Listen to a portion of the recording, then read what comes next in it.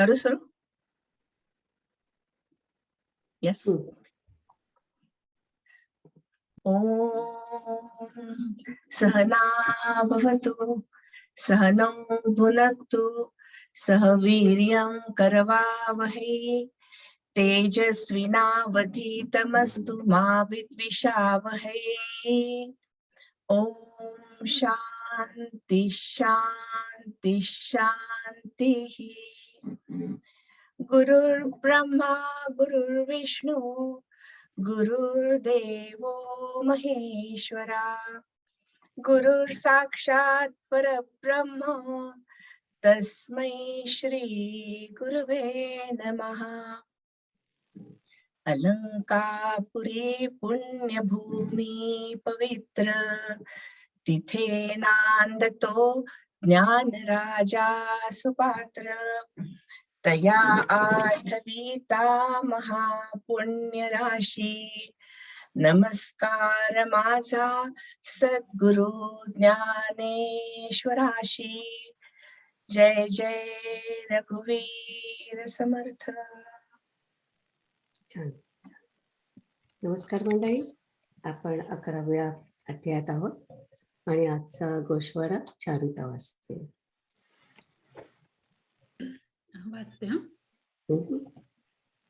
मागच्या वेळी आपण 11व्या अध्यायातलं 5 ते 12 असे 7 श्लोक आणि त्या अनुषंगानं ज्ञानेश्वरी मधले 123 ते 241 या ओव्या बघितल्या. ज्ञानेश्वर माऊली म्हणतात की हा अध्याय म्हणजे देवाचं विश्रांती स्थळ आहे, कारण इथे त्यांनी विश्वरूप दाखवले.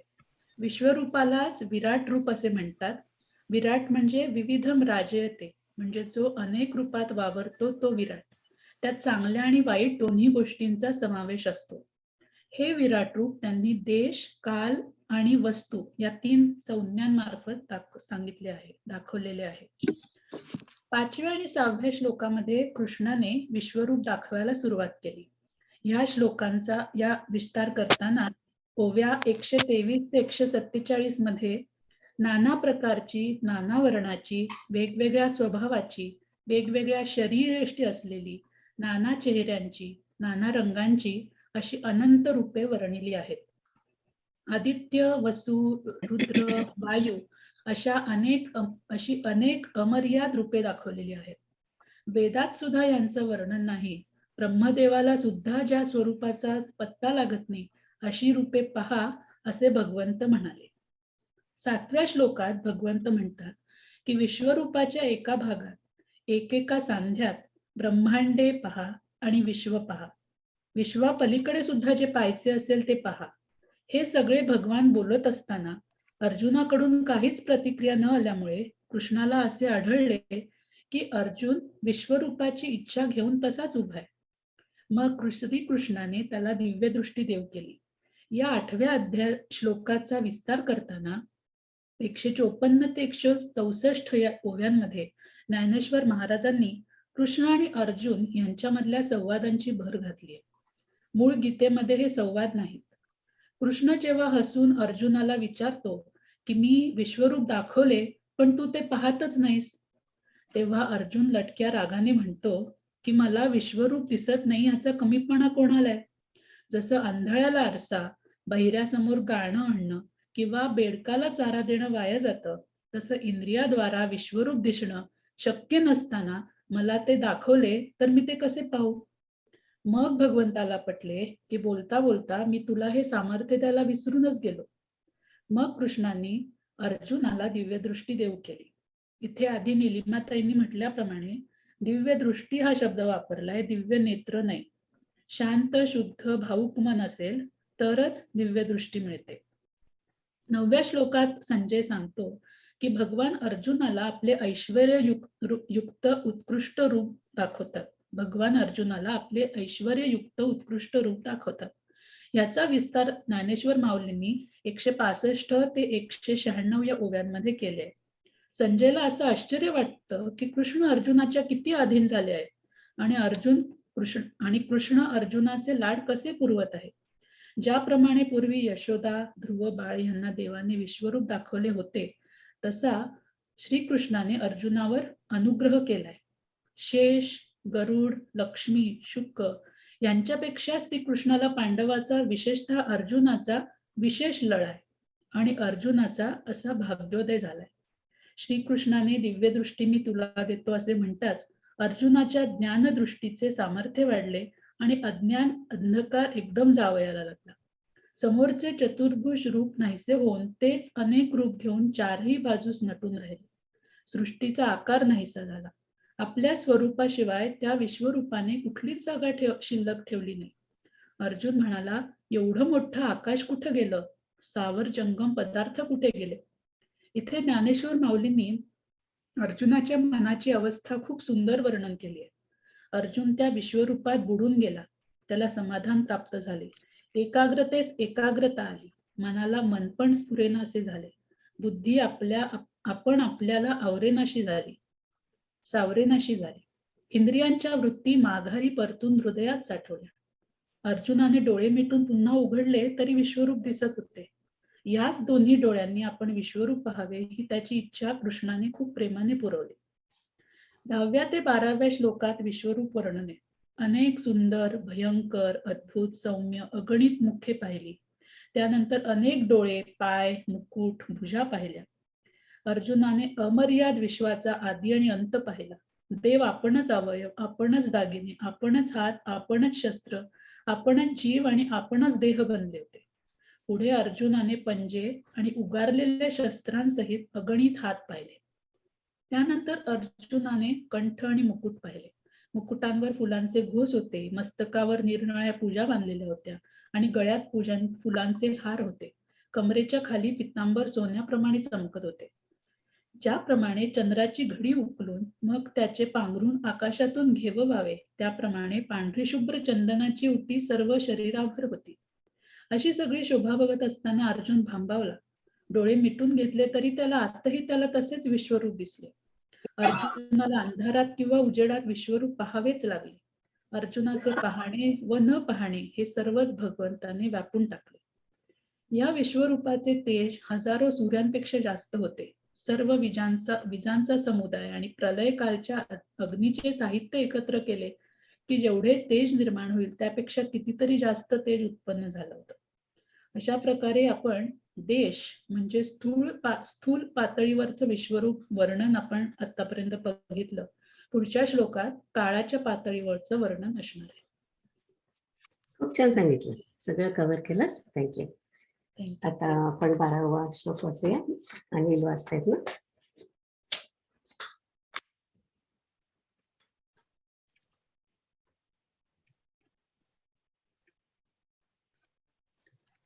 बारा पासून नाही, 12 झाला बरोबर. 13 पासून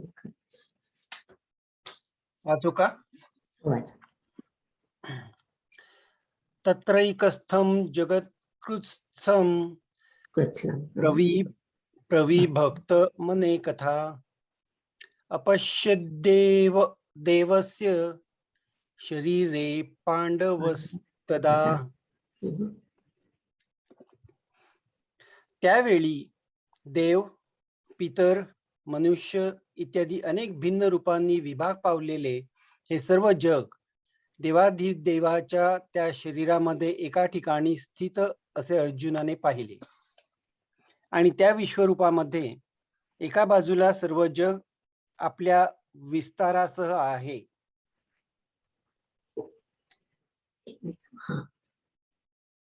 ज्याप्रमाणे महासागरामध्ये बुडबुडे अलग अलग दिसतात अथवा आकाशामध्ये गंधर्व नगर भासावे किंवा जमिनीवर मुंगीने घर बांधावे अथवा मेरू पर्वतावर सूक्ष्म परमाणू पसरलेले असावे, त्याप्रमाणे सर्वच विश्व देवांमधील सार्वभौमाच्या त्या शरीरामध्ये म्हणजे विश्वरूपात त्यावेळेला अर्जुनाने पाहिले. आणि ती विश्वरूपी एकीकडे जग आधवे आपलोनी पवाडे जैसे महोदधी माझी बुडबुडे सीनाने दिसती. का आकाशी गंधर्वनगर भूतळी पिपिलिका बांधे घर, नाना मेरुवरी सपुर, परमाणु बैसले. विश्व आधवेची तया परी, तया देवचक्र वर्तीचिया शरीरी. अर्जुन तिये अवसरी, देखता जाहला. ततः स विस्मयविष्टो, दृष्टरोमा धनंजयः. हृष्टरोमा हृदय हृष्टरोमा धनंजयः. धनंजयः. प्रणम्य शिरसा देवं, कृतांजली रभाषत. तेव्हा तो आश्चर्ययुक्त व रोमांचयुक्त झालेला अर्जुन देवासमोर मस्तक नमवून हात जोडून म्हणाला,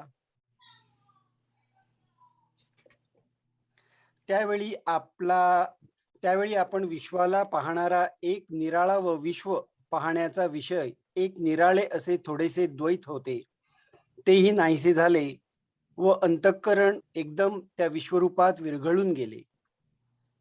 अंतःकरणात ब्रह्मानंद जागृत झाला. त्यामुळे बाहेर इंद्रिये ढिली पडली आणि मस्तकापासून पायापर्यंत सर्व शरीरावर रोमांच उभे राहिले.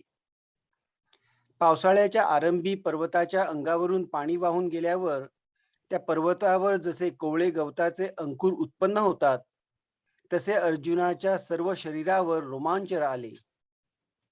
चंद्रकिरणांनी स्पर्श केलेला चंद्रकांतमणी जसा पाझरतो, त्याप्रमाणे त्याच्या अर्जुनाच्या सर्व अंगावर घामाचे दाट बिंदू आले. कमळाच्या कळीमध्ये भुंग्यांचा समुदाय सापडल्यामुळे ती कळी जशी पाण्यावर इकडून तिकडे आदळते, त्याप्रमाणे अंतःकरणातील सुखाच्या लाटांच्या वेगाने बाहेर त्याचे सर्व अंग कापत होते. कापराच्या विपुलतेने कापूर केळीच्या गाभ्याची सोपटे उकलून त्यातून जसे एकामागून एक असे कापराचे कण गळतात, त्याप्रमाणे त्याच्या डोळ्यातून आनंदाश्रू गळत होते. याप्रमाणे अष्टसात्विक भावात देखील एकमेकात चढाओढ लागली होती. त्या स्थितीत अर्जुनाच्या जीवाला ब्रह्मानंदाचे राज्य प्राप्त झाले. भरलेल्या समुद्रास चंद्रोदयाने जशा भरत्यावर भरत्या येतात, त्याप्रमाणे आनंदाच्या लहरींच्या वेगाने त्याचे अंतःकरण वेळोवेळी उचंबळत होते. तसेच त्या सुखाच्या अनुभवानंतर कृपादृष्टीने श्रीकृष्णाने द्वैताचा सांभाळ केला, म्हणजे देव व भक्त असे वेगळेपण ठेवले. म्हणून मग अर्जुनाने दीर्घ श्वासोच्छवास सोडून श्रीकृष्णाकडे पाहिले. आपण ज्या बाजूकडे तोंड करून बसला होता, त्याच बाजूला अर्जुनाने आपले मस्तक लववून देवास नमस्कार केला व आपले दोन्ही हात जोडून चांगल्या रीतीने बोलावयास लागला.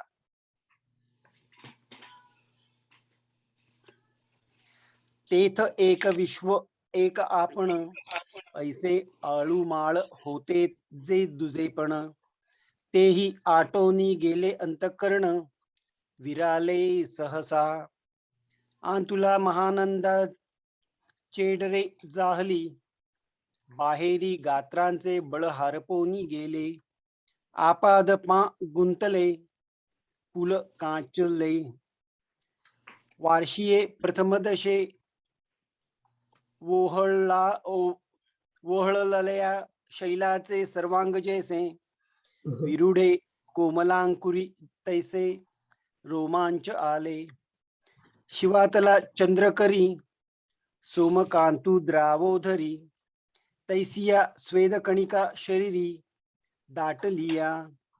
माझी सापडलेनी आलिउळे, जळावरी कमळ कळिका जेवी आंदोळे.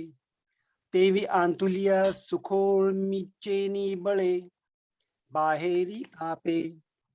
कर्पूर केळींची गर्भपुटे, उकलता कापुराचेनी कोंदांटे. पुलिका गळती तेवी थेंबुटे, नेत्रेनी पडती. ऐसा सात्विकांही आठा भावा, परस्परे वर्ततसे हेवा. तेथ ब्रह्मानंदाची जीवा, राणी व फावली. उदयलेनी सुधा करे, जैसा भरलाची समुद्र भरे. तैसा वेळोवेळा उर्भी भरे, उचंबळात असे. तैसाची तया सुखानुभवा पाठी, केला द्वैताचा सांभाळू दिठी. मग उससौनी किरीटी, वास पाहिली. तेथ बैठला होता जिया सवा, तयाची कडे मस्तक खालविला देवा. जोडून कर संपुट बरवा, बोलतू असे.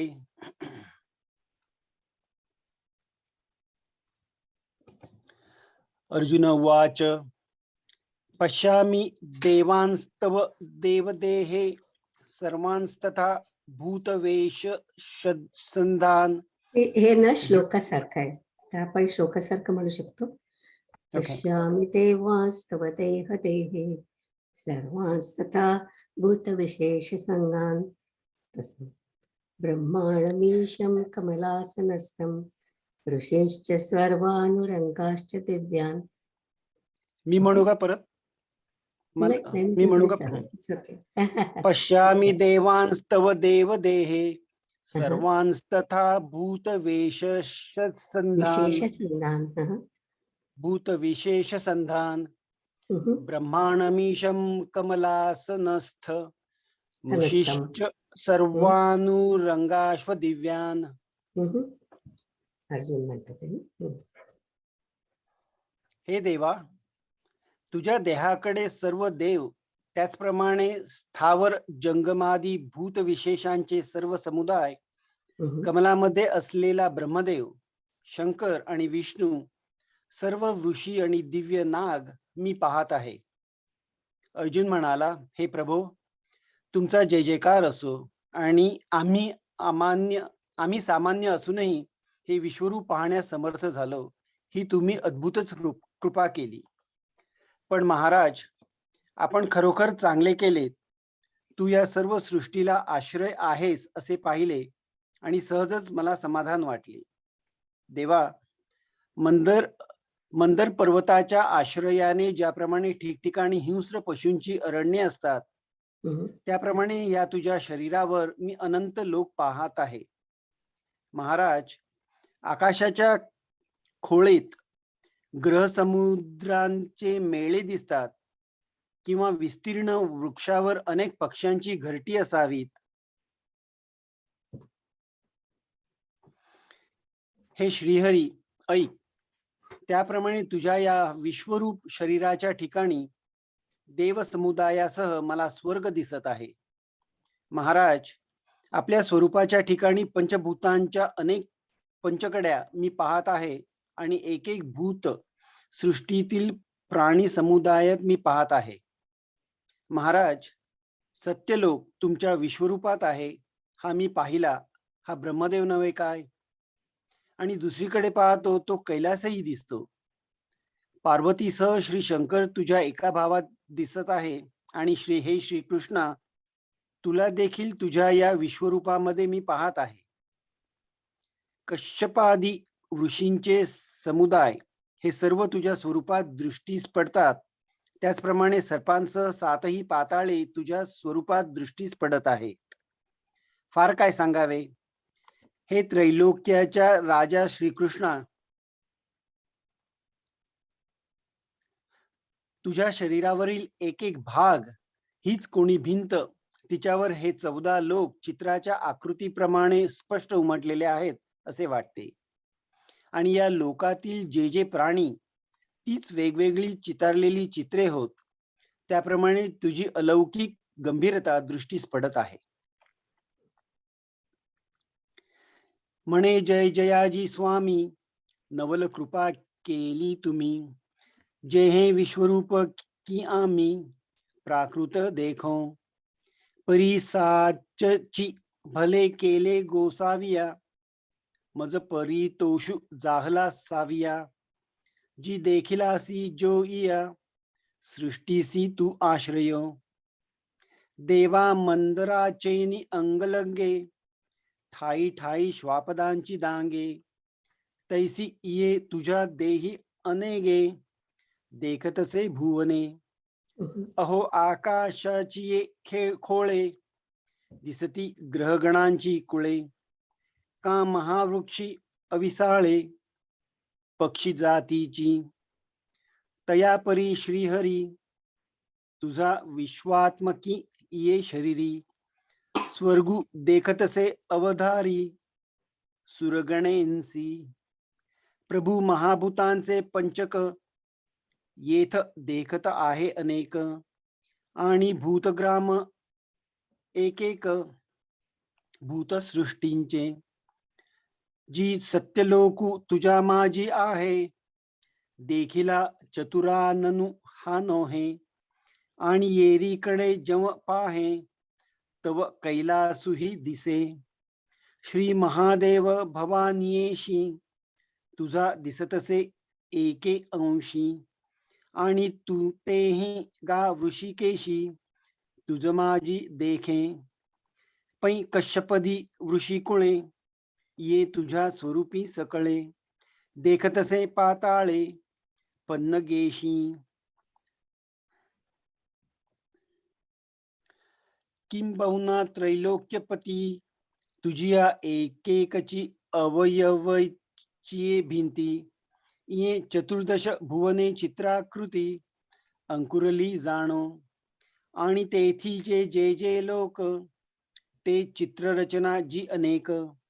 ऐसे देखतसे अलौकिक गांभीर्य तुझे. छान. आता आपण 13, 14 आणि 15 श्लोक पाहिले. तर त्याच्यामध्ये 14व्या श्लोकात अर्जुनाच्या पूर्ण अवस्थेचं फार सुंदर वर्णन केलंय. त्यातली मला ती कापूर खेळीची कल्पना अतिशय आवडते. नंतर 15 मध्ये जे त्यांनी चतुरानंद किंवा ब्रह्म म्हटलंय, लक्षात ठेवायचं की आपण अजूनही अपराविद्येबद्दलच बोलतो आहोत. तर हे ब्रह्मदेव म्हटलंय त्यांनी, म्हणजे ब्रह्मा विष्णू महेश याच्यापैकी जो ब्रह्म आहे तो ब्रह्म इथे म्हटलाय. नंतर 16 झालं. ओके. आणि आता आपण पुढे जाऊया. पुढच्या याच्यामध्ये अजूनही मला वाटतं वर्णनच आहे सहस्रमध्ये. हो, ओके. आता 16 अंजली वाचते.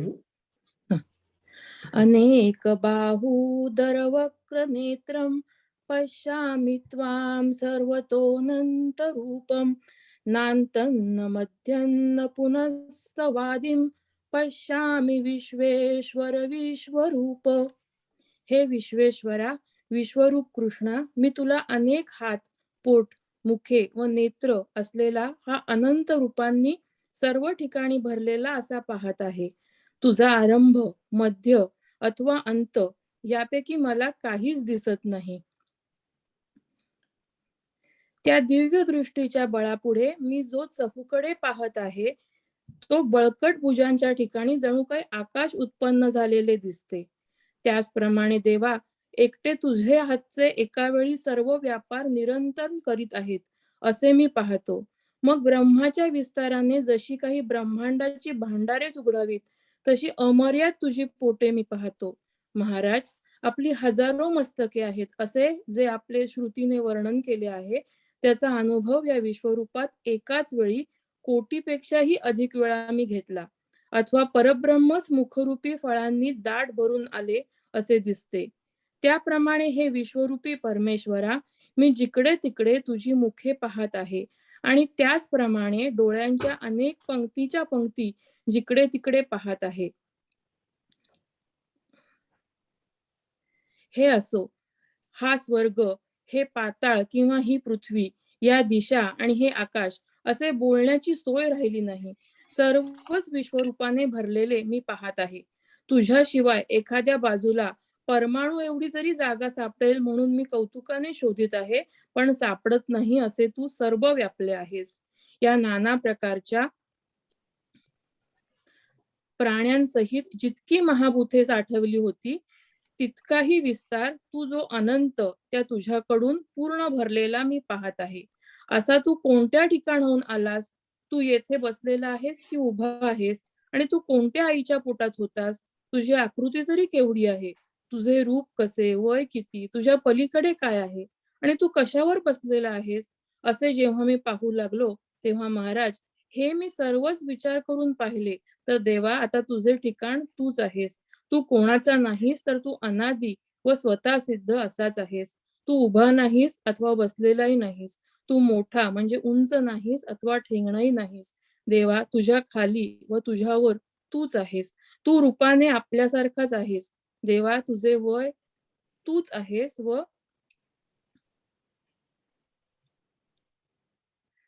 तुझे वय तूच आहेस व हे मायेच्या मालका तुझी पाठ व पोट तूच आहेस. आता फार काय सांगावे हे अनंता तुझे सर्व तूच आहेस. मी वारंवार विचार केल्यावर हेच मला कळले. परंतु या तुझ्या रूपात जो एक कमीपणा मी पाहत आहे तो हा की तुझा आरंभ कोठे झाला, तुझा मध्य कोठे आहे व तुझे शेवट कोठे आहे हे पाहू लागले असता हे तिन्ही तुझ्या ठिकाणी नाहीत. खरे म्हटले तर तुझ्या विश्वरूपी मी हे आदी मध्य अंत सर्व ठिकाणी शोधले पण त्यांचा कुठेच पत्ता लागला नाही. म्हणून तुझ्या स्वरूपी हे तिन्ही निश्चय करून नाहीत. हे आरंभ मध्य व शेवट नसलेल्या अमर्याद त्रैलोक्य नायका मी याप्रमाणे तुला विश्वरूपा खरोखरच पाहिले. तू जो विश्वरूप त्या तुझ्या शरीरावर अनेक निरनिराळ्या मूर्ती उमटलेल्या आहेत म्हणून नाना प्रकारची वस्त्रे अंगावर तू धारण केली आहेस असे असे वाटते. अथवा दिव्य अलंकार रूप फळाफुलांनी अगदी दाट भरून आलेल्या अशा या अनेक प्रकारच्या मूर्तिरूपी वृक्षवेली तुझ्या या विश्वरूप महापर्वतावर उत्पन्न झालेले आहेत. अथवा हे परमेश्वरा तुझ्या स्वरूपावर दिसणारा मूर्तिरूपी लाटांनी उसळणारा असा तू मोठा समुद्र आहेस किंवा तू एक चांगला वृक्ष असून मूर्तिरूपी फळांनी फळभरास आला आहेस. महाराज प्राण्यांनी जसा पृथ्वीचा पृष्ठभाग व्यापलेला आहे किंवा आकाश जसे नक्षत्रांनी व्यापलेले आहे त्याप्रमाणे तुझे स्वरूप मूर्तींनी भरलेले आहे असे मी पाहतो. महाराज एका एका मूर्तीच्या अंगप्रदेशात हे त्रैलोक्य उत्पन्न होत आहे व लयाला जात आहे. अशा प्रचंड मूर्ती असूनही त्या तुझ्या विश्वरूपाच्या शरीराच्या रोमांच्या ठिकाणी झाल्या आहेत. असा विश्वाचा पसारा मोडून तेथे तू कोण, तू कसा असा विचार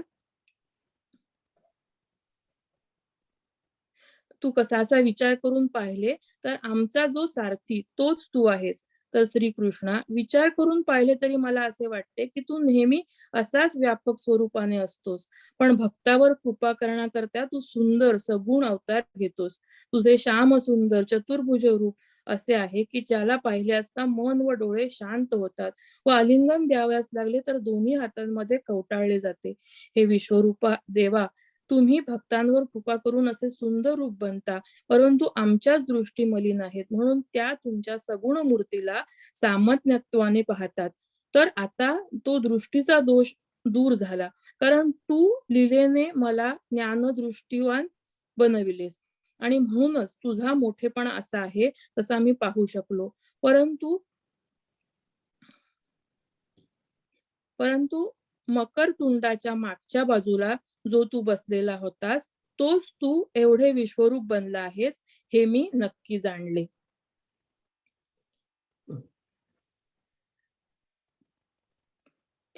त्या दिव्य चक्षुचे पैसे चहूकडे जव पाहत असे तव दोरदंडी जैसे आकाश कोंभैले तैसे एकची निरंतर देवा देखतसे तुझे करीत आगवेची व्यापार एकी काळी मग महाशून्यासे निपैसारे उघडली ब्रह्म कटाहाची भांडारे तैसी देख तुसे अपारे उदरे तुझी जी सहस्त्र शीर्य यांचे देखिले कोडीवरी होता ती एकी वेळे की परब्रह्माची वदन फळे मोडोनी आले तैसी वक्त्रेची जेवती तेवती तुझी देखतसे विश्वमूर्ती आणि तयाची परिनेत्र पंक्ती अनेका सैंघ हे असो स्वर्ग पाताळ की भूमी दिशा अंतराळ हे विवक्षा ठेली सकळ मूर्तिमय देखतसे तुझ वीण एका दियाकडे परमाणु ही तुला कोडे अवकाशु पाहतसे परिन सापडे ऐसे व्यापिले तुवा इही नाना भूती सहिते जे तुली साठविली होती महाभूते ते तुलाही पवाडू तवा अनंते कोंदला देखतसे. ऐसा कवणे ठायाहुनी तू आलासी, एथ बैसलासी की उभा आहासी. आणि तू कवाणीये मायेची पोटी होतासी, तुझे ठाण केवडे, तुझे रूप वय कैसे, तुझ पलीकडे काय असे. तू काहीस यावरी आहासी ऐसे, पाहिले मिया तव देखिले जी आघवेची. तरी आता तुझ देवा ठावो तुझी, तू कवणाचा नव्हेस येसाची. अनादी आयता तू उभा ना बैठा, दिकडू ना खुजटा. तुझ तळीवरी वैकुंठा तुझी आहासी. तू रूपे आपणयांची ऐसा, देवा तुझी वयसा. पाठी पोट परेशा तुझे तू गा, किंबहुना आता तुझी आघवे अनंता. हे पुढती पाहता देखले मिया, पर्या तुझिया रूपा तू. जी जाणीव एक असे देख तू, जे आदि मध्य अंतू तिन्ही नाही. एरवी गिवसले अखवा ठाई, परिसोय न लाहेची कही. म्हणून त्रिशुद्धी ते नाही तिन्ही येत. एवं आदि मध्यांतरहिता, विश्वरूपा अपरिमिता. तू देखिला विश्वेश्वरा आपण. विश्वेश्वरा अपरिमिता. तू देखिलासी जी तत्वता विश्वरूपा. तुझ महामूर्तींचा अंगी, उमटलिया पृथक मूर्ती अनेगी. लेहिलासी वाने परींची अंगी, ऐसा आवड तू आहासी. नाना पृथक मूर्ती तिया द्रुमवेली, तुझा स्वरूप महाचळी. दिव्यालंकार फुली फळी ससिन्नलिया. हो का जे महोदधी तू देवा, झालासी तरंगी मूर्ती हेलावा. की तू वृक्ष एक बरवा, मूर्ती फळी फळलासी. जी भूती भूतळ मांडिले, जैसे नक्षत्री गगन गुठले. तैसे मूर्तिमय भरले, तुझे देखतसे रूप. जी एकेकीचा अंग प्रांती, होय जाय हे त्रिजगती. एवढी तुझा आगी मूर्ती, ही रोमा झालिया. ऐसा पवाडू मांडुनी विश्वाचा, तू कवण पा येथ कैचा. हे पाहिले तवा मुचा, सारथी तोची तू. तरी मज पाहता मुकुंदा, तू ऐसाची व्यापकू सर्वदा. भक्तानुग्रहे तया मुग्धा, कृपा ते धरिसी. कैसे चहुभुजांचे सोवळे, पाहता ओल्हावती मन डोळे. खेव देऊ जाईजे तरी आकळे, दोहीची बाही. ऐसी मूर्ती कोडी सवाणी कृपा, करुणी होसी विश्वरूपा. की अमुची याची दिठी सलेपा, जे सामान्यत्वे देखती. तरी आता दिठीचा विटाळू गेला, तुवा राहजे दिव्य चक्षु केला. म्हणून यथारूपे देखविला महिमा तुझा. परिमकर तुंडा मागिले कडे, होतासी तोची तू एवढे. रूप जाहलासी ते पुढे, ओळखिया मिया. काय त्याचं बरोबर पुढे वाचलंस, मराठी सारखंच वाचलं. हो, 700 वर्ष गेल्यासारखं वाटलं जुनं. तर याच्यामध्ये आपल्याला एक दोन गोष्टी बघायच्या. मकरतुंड म्हणजे रथाचा समोरचा जो भाग असतो त्याला मकरतुंड म्हणतात.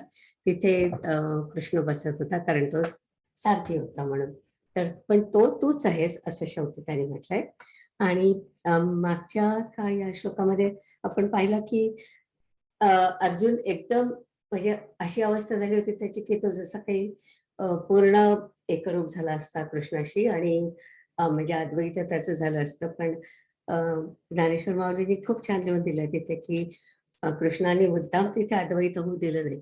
तिथे अद्वैत झालं असतं तर गीताच संपली असते तिथे, नाही. पण ज्ञानेश्वर माऊलीने ते अगदी आपल्याला सांगितलंय की इथे अजून कृष्णाचं आणि अर्जुनाचं अद्वैत झालेलं नाहीये, अजून त्यांचं द्वैतच आहे, त्याच्यामध्ये अजून डिस्टन्सच आहे. आणि म्हणूनच त्याची अजून भक्ती कायम आहे. हे फार सुंदर आपल्याला माऊलींनी सांगितलेलं आहे. तर आता इथे 1-2 मिनिटं थांबूया, कारण की विश्वरूप दर्शन.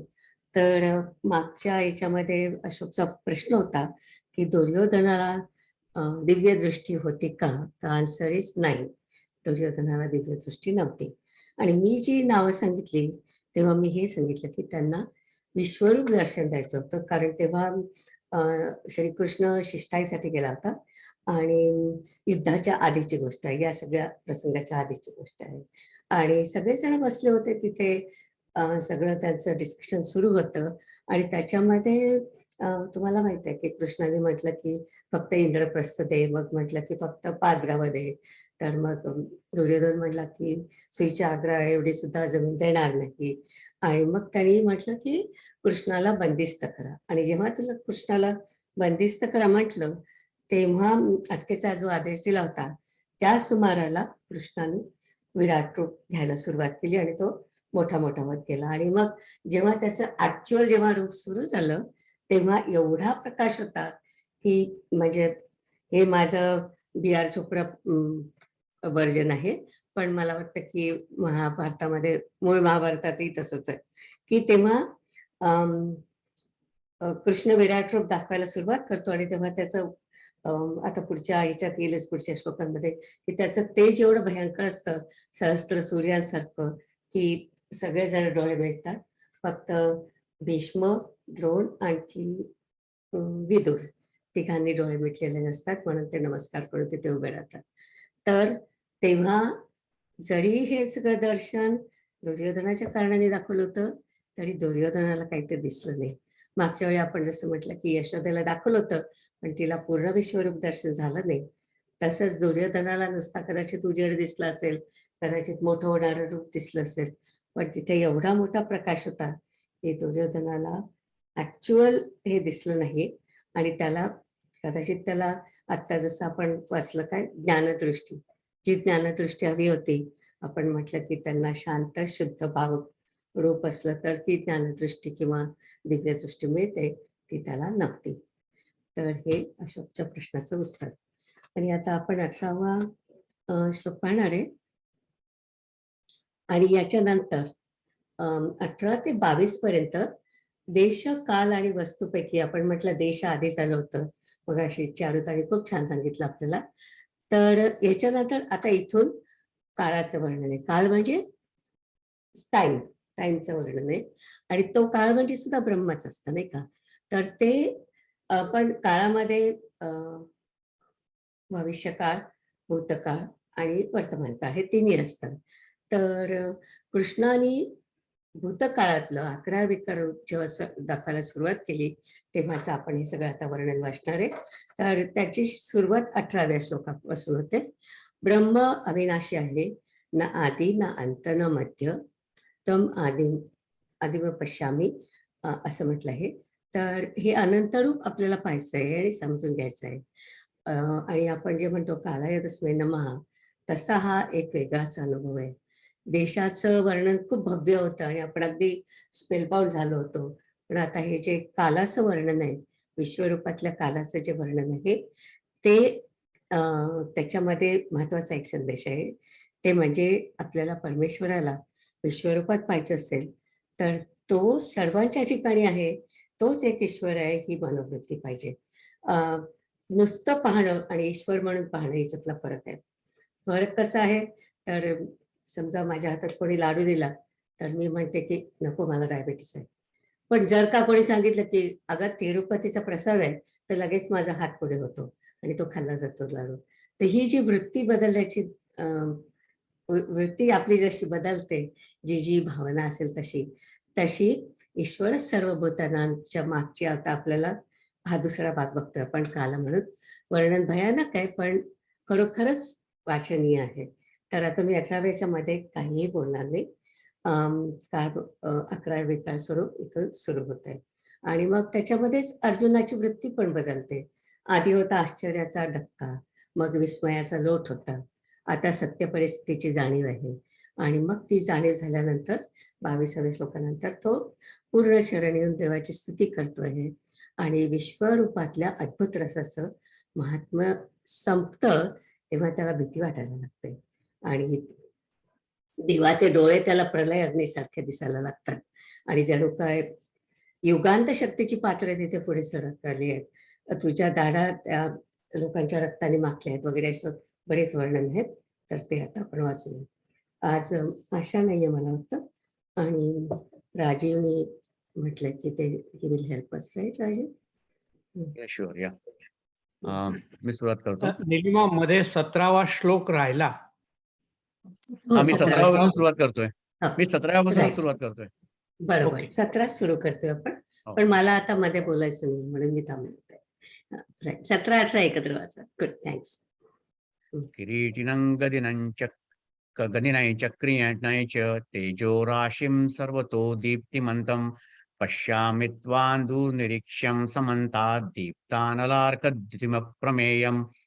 मुकुट, गदा व सुदर्शन चक्र धारण करणारा, तेजाचा राशी, ज्याचे सर्व तेज सर्वत्र पसरले आहे, ज्याच्याकडे एकसारखे पाहणे देखील अशक्य आहे, असा दीप्तिमान अग्नी व सूर्य यांच्या प्रभेसारखी ज्याची प्रभा प्रचंड सर्वत्र पसरलेली आहे, असा व अमर्याद अशा मी तुला पाहत आहे.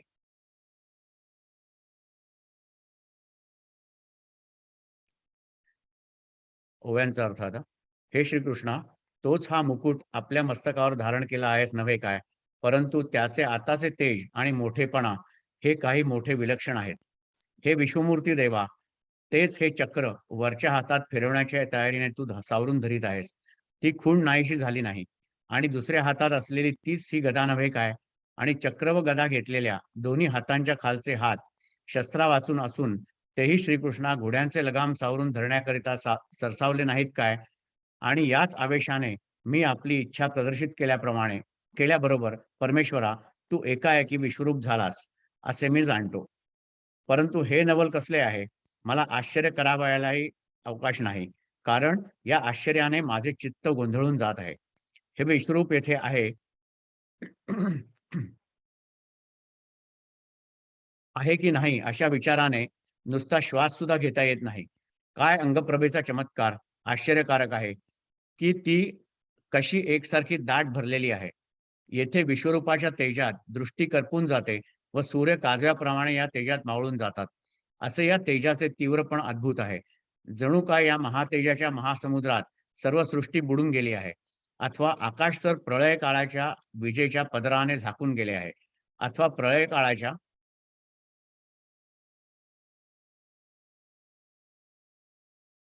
तेजाच्या ज्वाला तोडून त्यांचा आकाशात मांडव बांधला आहे.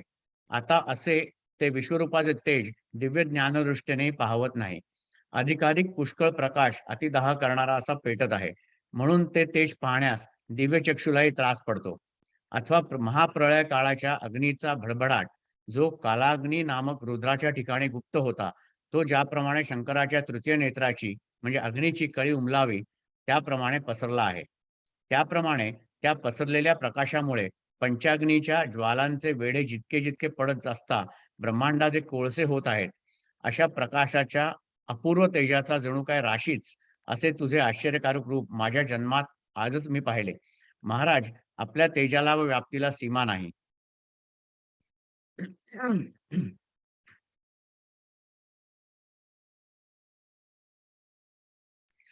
नोहे तोची हा शिरी मुकुटले इलासी श्रीहरी, परी आताचे तेज आणि थोरी नवलकी बहुवे. तेची हे वरिलिये हाती चक्र परिजित्या आयती, सावरितासी विश्वमूर्ती तेन मोडे खूण. ये रिकडे तेची हे नोहे गदा आणि तळिलिया दोन्ही भुजा निरायुधा, वागोरे सावरावया गोविंदा संसरिलिया आणि तेणेची वेगे सहसा माझिया मनोरथा सरिसा, जाहलासी विश्वरूपा विश्वेशा म्हणून जाणे. परिकायसे बाय हे चोज विस्मयो करावयासी पवाडू नाही मज, चित्त होनी जात आहे निर्भुज आश्चर्ये येणे. हे येथ आणि का येथ नाही ऐसे श्वसोही नये काही, नवल अंगप्रभेची नवाई कैसी कोंदली सैंध. एतचिही दिठी करपत सूर्य खद्योतू तैसे हारपत, ऐसे तीव्रपण अद्भुत तेजाचे यया.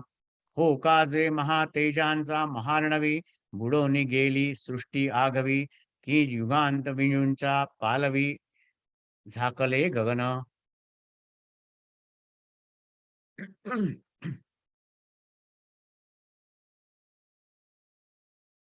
ना तरी संहार तेजांची या ज्वाळा, तोडोनी माचू बांधला अंतराळा, आता दिव्य ज्ञानांचाही डोळा पाहवेना.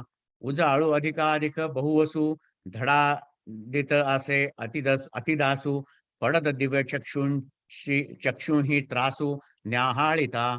हो का जे महाप्रळयींचा भवडाळू, होता काळाग्नी रुद्रांचा ठाई गुढू, तो तृतीय नयनांचा मढू फुटला जैसा. तैसे पसरलेनी प्रकाशे, सैंध पाचवनिया ज्वाळांचे वळसे, पडता ब्रह्मकटाह कोळीसे होत आहाती. ऐसा अद्भुत तेजोराशी, जन्मानवल म्या देखिलासी, नाही व्याप्ती आणि कांतीसी पारुजी तुझिये.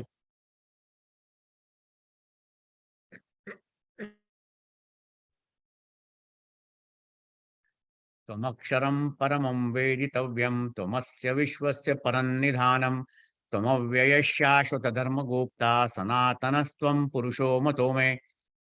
वेदांकडून जाणण्याला योग्य असे अविनाशी ब्रह्म तू आहेस. या विश्वाचा अखेरचा आश्रय तू आहेस. तू अव्यय व शाश्वत अशा धर्माचं रक्षण करणारा सनातन पुरुष तू आहेस असे मला वाटते. तर ओव्यांचा अर्थ: ज्याला आदी मध्य व अंत नाही, ज्याच्या पराक्रमाला अंत नाही, ज्याचे हात अनंत आहेत, चंद्र सूर्य ज्याचे डोळे आहेत, देवा आपण परब्रह्म आहात. आपण ओंकाराच्या 3.5 मात्रांच्या पलीकडे आहात व आपले ठिकाण वेद शोधित आहेत. जे आकार मात्रांचे घर, जे विश्वरूपी ठेव्यांची एकच खाण, असे जे अविकार, गहन व अविनाश, ते महाराज आपण आहात. तू धर्माचा जिव्हाळा आहेस. तू मूळचाच सिद्ध आहेस व नित्य नवा आहेस व तू 36 तत्वाहून निराळा 37वा अलौकिक पुरुष आहेस असे मी जाणतो.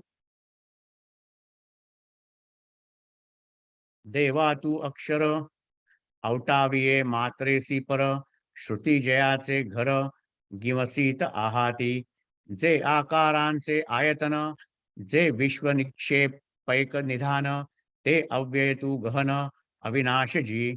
तू धर्माचा बोलावा, अनादिसिद्ध तू नीच नवा, जाणे मी 37वा पुरुष विशेष तू. पुढचा श्लोक आता: अनादिबध्यान्तमनंत वीर्यम अनंत बाहुं शशिसूर्य नेत्रम, पश्यामि त्वां दीप्त हुताश वक्त्रम, स्वतेजसा विश्वमिदंत पंतम. दीप्तिमान अग्नी ज्याचे मुख आहे व आपल्या तेजाने जो या विश्वाला जणू काय जाळून टाकीत आहे, अशा तुला मी पाहत आहे. ओव्यांचा अर्थ: तू आदी मध्य व अंतरहित आहेस. स्वतःच्या सामर्थ्याने तू अनंत आहेस. तुला सर्व बाजूने असंख्य हात व पाय आहेत व तुझ्या स्वरूपाला मर्यादा नाही. आणि चंद्र व सूर्य या तुझ्या डोळ्यांनी तू कोपाच्या व कृपेच्या लीला दाखवित आहेस व कोणाच्या कृपादृष्टीने सांभाळ करतोस. देवा, मी याप्रमाणे तुझे हे स्वरूप खरोखर पाहत आहे. पेटलेल्या प्रलयाच्या अग्नीचे तेज जसे असावे, तसे हे तुझे तोंड आहे. वणव्याने चोहोकडून पर्वत पेटावेत, म्हणजे जसा ज्वालांचा भडका उडतो, त्याप्रमाणे दात व दाढा चाटीत असलेली जीभ लोळत आहे. या तोंडाच्या उष्णतेने आणि सर्व शरीराच्या तेजाच्या प्रकाशाने संतप्त झालेले विश्व अतिशय खवळले आहे.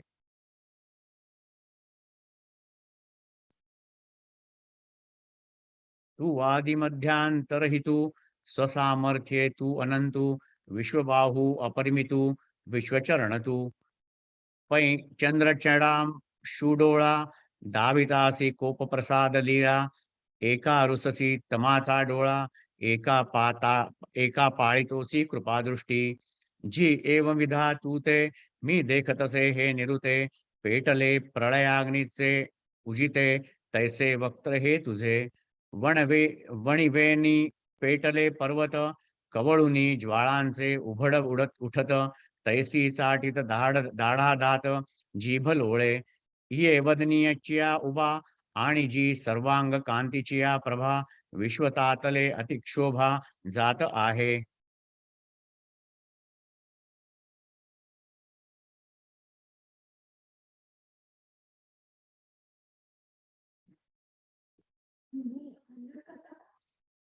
तुम्ही म्यूट आहात. निलिमाताई म्यूट आहात तुम्ही. तुम्ही म्यूट आहात. Okay, thank you. आणि छान वाचलं तुम्ही वेळेवरती सांगून. तर आता आपण इथे थांबूया. खरं म्हणजे आपण इथे आता सायदान पण म्हणूया, मग मी स्वर्गाबद्दल बोलते आणि नंतर आपण ते जी ड्राईव्ह बद्दल बोलू. चालेल संध्याकाळी? म्यूट करते.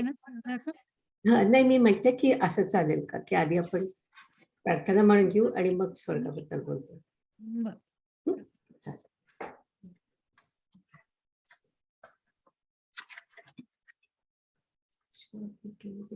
पसायदान म्हणायचे आता.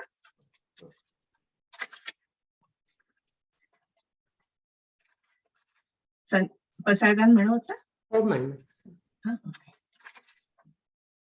एक मिनिट, माझा सिक्वेन्स ओके, ठीक आहे.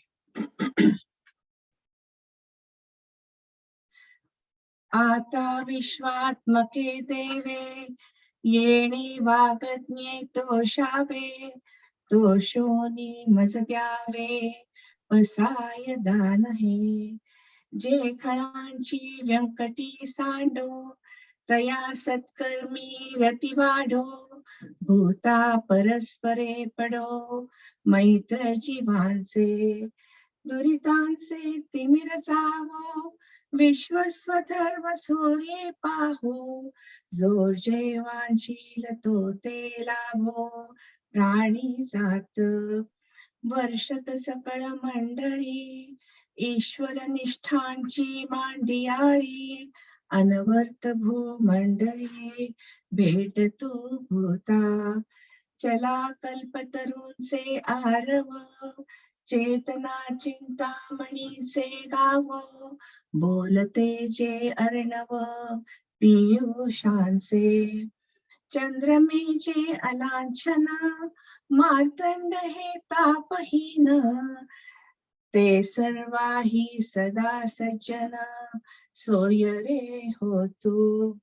किंबहुना सर्व सुखी, पूर्ण हो नीती लोकी, भजे जो आदि पुरुषी अखंडित. आणि ग्रंथोपजीविये विशेषी लोकीये, दृष्टा दृष्ट विजये होवावे जी. येत म्हणे श्री विश्वेश्वरा हो, हा होईल दान पसावो, येणेवरी ज्ञान देवो सुखिया झाला. ओम पूर्णमद पूर्णमिदं पूर्णात् पूर्णमुदच्यते, पूर्णस्य पूर्णमादाय पूर्णमेवावशिष्यते. ओम शांती शांती शांती. छान. याच्यातच पुढचं केलं रेकॉर्ड तरी चालेल संध्या. फक्त मी म्हटलं की आपलं सेशन संपवूया मग सुरू करू. ओके, तर आता श्यामा, ओके, एनिवे श्यामासाठीच करणार होते पण आज ती नाही आहे. ठीक आहे, तिने विचारलं म्हणून मी सांगते आहे. आणि मी जी काय माहिती सांगते ती आपल्या वेदामधलं कर्मकांड आणि आपले पुराण आहेत त्याच्यावर आधारित आहे. कर्मकांडात मुख्य असं आहे की मुख्य अट अशी आहे की स्वर्गात जाण्यापूर्वी काही प्रकारचे तप करावे लागतात आणि काही यज्ञ करावे लागतात. आता मला अगदी खात्री आहे की आपल्यापैकी बहुतेक सर्वांनी ते केलेले नाहीत, त्यामुळे आता जी काय मी माहिती सांगणार आहे ती कोणी पर्सनली घेऊ नये. अजून आपल्याला पुष्कळ वेळ आहे स्वर्गाचा विचार करायला. दुसरं म्हणजे जे काही तप किंवा यज्ञ करतात हे ठराविक यज्ञ आणि ठराविक तप करावे लागतात स्वर्गात जायला. तर त्याच्यात जर का तुमच्या हातून काही चूक झाली किंवा कर्मकांडात सांगितलंय तसं तुम्ही शब्दशः जर का केलं नाही तर स्वर्गात जाण्याची आशा गेली.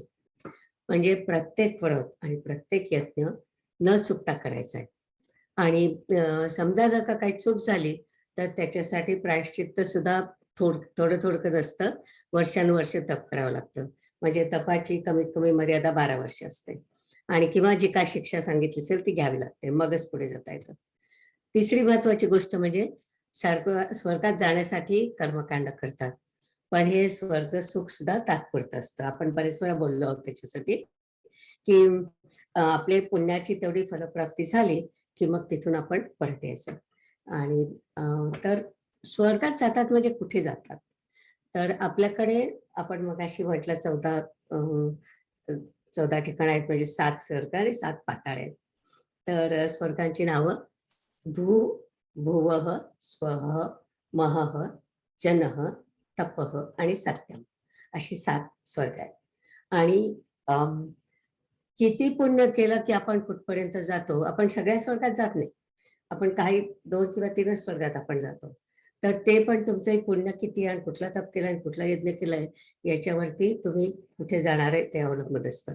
पुन्हा एक स्वर्ग आणि दुसरा स्वर्ग याच्यामध्ये अंतर किती आहे त्याचं पण सगळं मोजमाप आहे. तर आता मी तुमच्या बरोबर माझं स्क्रीन शेअर करणार आहे.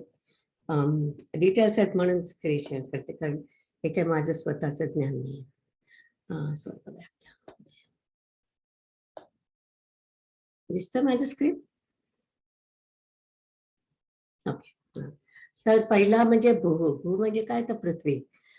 तर इथे काय होतं की स्वर्गात कसं जावं याचं आपल्याला शिकायला मिळतं. नंतर भुवः हा पृथ्वी आणि सूर्याच्या मधला भाग आहे. नंतर स्वः जे म्हटलं आहे तो हा आपला आवडता सगळ्यांचा स्वर्ग. सूर्य आणि ध्रुव याच्या मधला हा भाग आहे. आणि तप आणि यज्ञ करायचं असतं ते या भागासाठी करायचं असतं. आणि तिथे पोचल्यावरती म्हणजे मला एका पुराणातच माहिती मिळाली की तिथे पोचल्यावरती प्रत्येक स्वर्गाला एक वेगवेगळा पोशाख असतो. आणि तुम्ही जितके दिवस राहणार आहे तितके दिवस तुम्हाला तो पोशाख मिळणार आहे. आणि एका पुराणात असंही सांगितलंय की समजा तुम्ही एका स्वर्गातून दुसऱ्या स्वर्गात जाणार असला तर तिथे वेगळा पोशाख घालावा लागतो. आणि तिथले काय जे काय रीतिरिवाज असतात ते समजून घ्यावे लागतात. महः हा ध्रुवापासून 10 काउंट पुढे असं त्यांनी म्हटलंय. तर मला वाटतं 10 काउंट म्हणजे 10 मिलियन योजन असं आहे, पण मला तो नक्की कळला नाही काउंट म्हणजे त्यांना काय म्हणायचं तर म्हणून मी तसंच ठेवलंय ते. आणि तिथे सर्व प्रकारचे आत्मे राहतात. आत्मे मी अशासाठी म्हटलं कारण स्पिरिट किंवा भूत म्हटलं की जसं अशुभ वाटतं असं माझ्या मनाचा अंदाज आहे, म्हणून मी आत्मे म्हणते. नंतर जनः. जनः इथे ब्रह्माची मुलं जे आपण 4 सनत कुमार म्हणतो आणि ज्या 7 ऋषी महर्षींनी हे ब्रह्मांड एक एक ब्रह्मांड तयार केलेलं असतं ते तिथे राहतात. आणि त्यांना मौनातून संदेश समजतात, त्यांना काही बोलावं लागत नाही. नंतर तप म्हणजे जिथे देव राहतात ते, आणि ज्यांनी जास्त तप केलं आहे ते तपस्वी तिथे पोहोचतात. नंतर सत्यम. सत्यम म्हणजे ब्रह्मन. आणि आपण क्रममुक्ती शिकलो होतो 7व्या किंवा 8व्या अध्यायात, तर ते क्रममुक्ती केलेले लोक तिथे पोचतात आणि मग त्यांना मोक्ष मिळतो. तर असे हे 7 स्वर्ग. आणि 7 पाताळ. पाताळांची मी जास्त माहिती काढली नाही, पण पाताळ म्हणजे अतल, वितल, सुतल, रसातळ, तलातल, महातळ आणि पाताळ. माझे तिथे टायपो आहे. तर आणि त्याच्या पलीकडे विष्णूचं घर आहे अशी पौराणिक कल्पना आहे. तर मी तुम्हाला सांगितलं मगाशी ते जे स्वर्गासाठी सांगितलं ते पुण्य करतात ते स्वः या स्वर्गापर्यंत जातात. आणि त्या स्वर्गापासून वरती आणखी जायचं असेल तर आणखी वेगळे त्याच्यासाठी तप आहेत. आणि ते तप केले तेवढं सगळं संपलं पुण्य ते पुन्हा बॅक टू पॅव्हेलियन.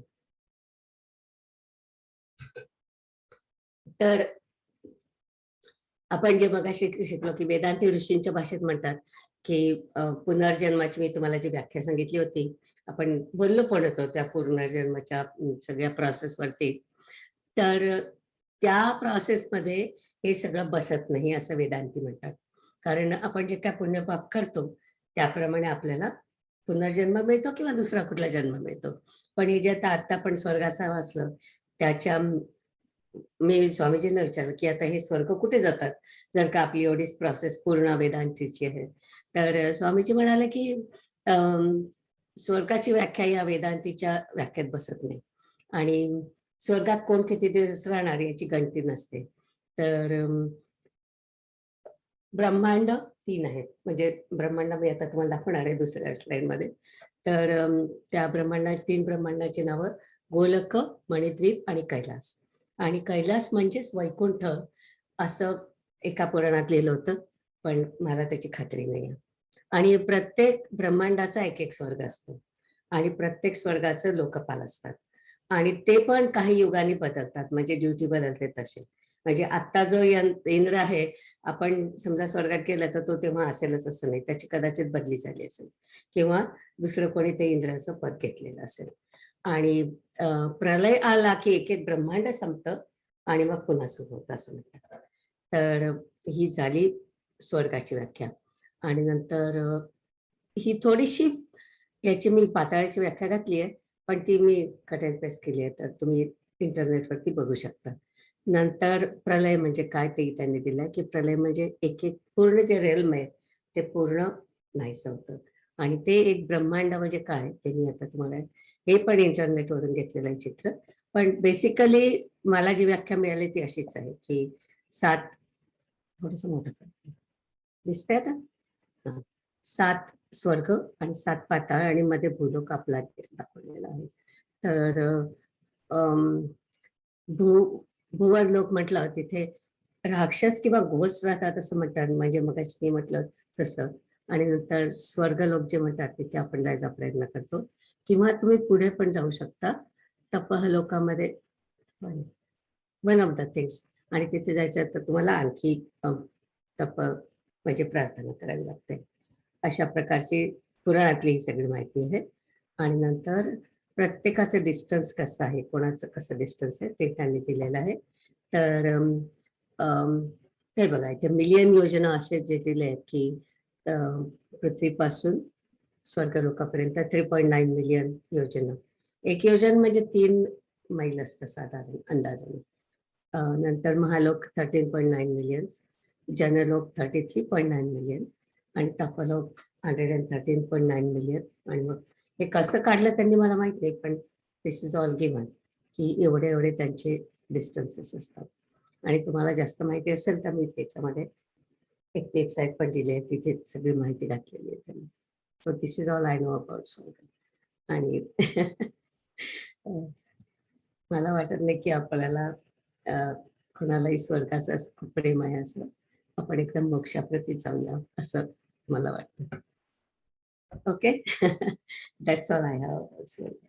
पण आज मला माहिती होतं खरं क्षमा नाहीये, पण आज आपण वेळ जास्त आहे आणि दुसरं म्हणजे आज आपण दुसरं पण बघणार आहोत. तर हे आता दिस इज इट. ओके. आता जी ड्राईव्ह तिकडे जाऊया.